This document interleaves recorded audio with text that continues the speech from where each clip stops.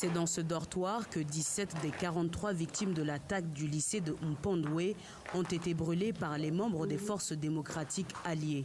Un groupe rebelle ougandais qui a prêté allégeance à l'État islamique en 2019.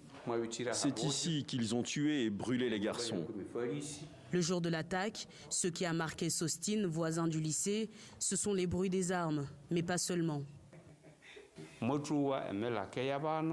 plus difficile, c'était les cris des enfants. C'est après les cris que nous avons entendu les coups de feu. Après les coups de feu, les cris ont cessé. C'est à ce moment que nous avons compris que quelque chose de grave se passait, que les rebelles étaient là. Donc nous ne sommes pas sortis. Une mort si violente qu'une semaine après les faits, plus de la moitié des familles peinent à identifier le corps des victimes. C'est là que j'étais censé enterrer ma fille. Mais jusqu'à présent, je ne sais pas où se trouve son corps.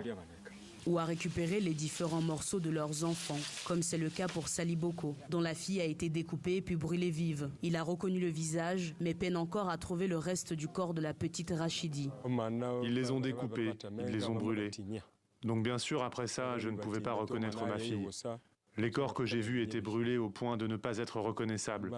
Ces terroristes sont réellement venus pour semer le mal. À l'inverse de la fille de Saliboko, Godwin a miraculeusement survécu à l'attaque. Le prix à payer pour lui a été sa main gauche, qu'il pourrait ne plus jamais utiliser normalement. J'étais caché sous le lit et ils tiraient de partout.